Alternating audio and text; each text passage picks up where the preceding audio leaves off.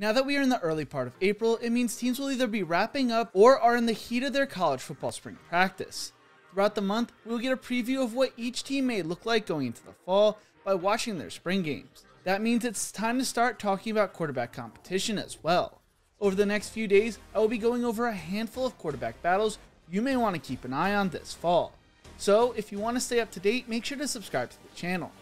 The first quarterback battle I want to talk about is the one that is going down in South Bend, between Tyler Buchner and Drew Pyne.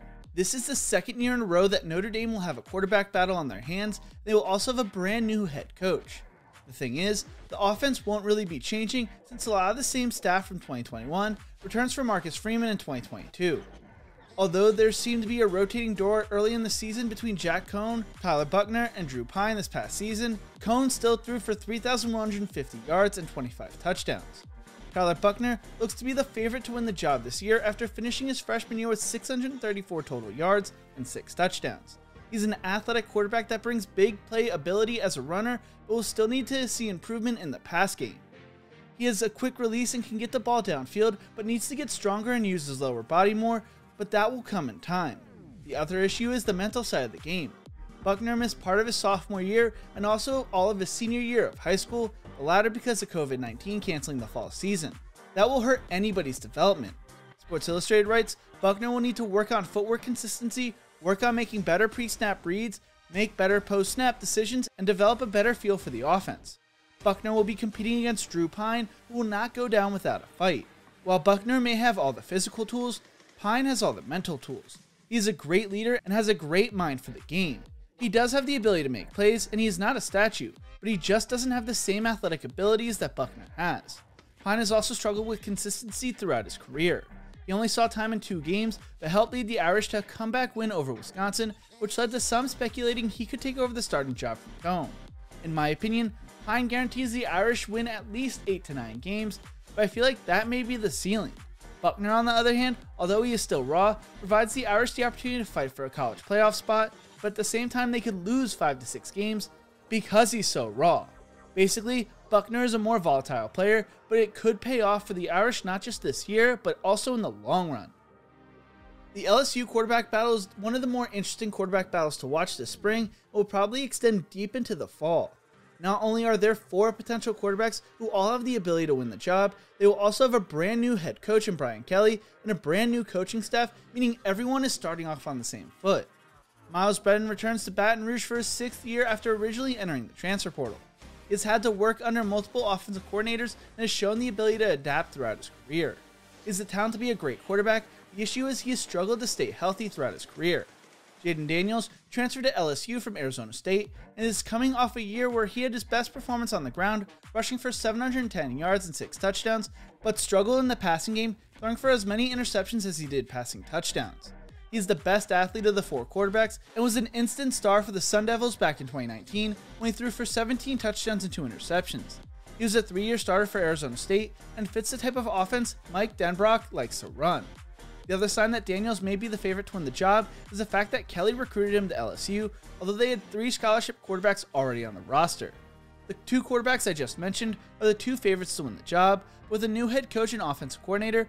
Garrett Nussmeier and Walker Howard could be dark horses to watch.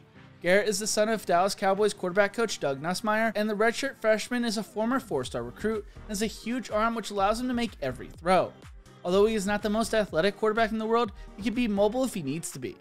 Lastly, Walker Howard was viewed as the gem of the LSU recruiting class and has the skill set to be a great college quarterback. He is the future of the program, the key word being future. It is unlikely he will win the job, but the top 50 recruit is worth mentioning. If I had to choose an early favorite, it would be Miles Brennan just because he has been there the longest, but come week 1, I think Jaden Daniels is the starting quarterback for the beginning of the Brian Kelly era. Michigan has already had their spring game this year, but with that being said, it doesn't look like they have decided on their starting quarterback yet. Last year, Cade McNamara won the job after fending off a true freshman in J.J. McCarthy. He led Michigan to their first win over Ohio State in a decade, the Big Ten title, and a spot in the college football playoffs, all while throwing for 2,500 yards and 15 touchdowns. Yet his starting spot is not secure. When asked about the quarterback battle, McNamara told the media, I'm a Big Ten championship winning starting quarterback, and that's how I see it. I know what it takes, what a team has to look like.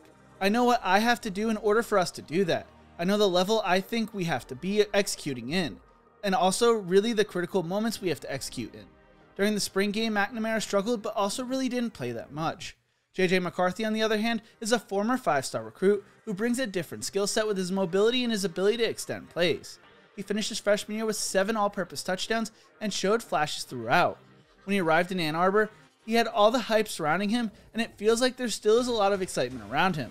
He has a higher upside than McNamara and has a cannon of an arm. The issue is, he was limited in practice this past spring after dealing with lingering arm soreness from this past season that did not require surgery. He did not play in the Wolverine spring game at quarterback, but is expected to be fully healthy by the time fall camp rolls around. Going into the spring, it looked like McCarthy may win the job because he had the higher upside, but things may have swung towards McNamara returning as a starter this fall. This quarterback battle is far from over and will be an intriguing one to watch. Texas will have a brand new starting quarterback this fall after the departure of Casey Thompson, who transferred to Nebraska. Hudson Card returned to Texas and will be looking to fend off the former #1 overall prospect in the country, Quinn Ewers. This will be Card's second year in Steve Sarkisian's offense, which gives him an early advantage during spring ball. He started the first 2 games of the season for the Longhorns last year before being benched in favor of Thompson during their Week 2 loss to Arkansas. Ewers held a perfect 1.0000 rating and was originally a part of the 2022 recruiting class. He would decide to reclassify to the 2021 class after committing to Ohio State, but was buried on the Buckeyes depth chart. With Stroud firmly entrenched as Ohio State's starting quarterback and Ewers feeling a little homesick, he decided to transfer to Texas, the school he had originally first committed to in high school.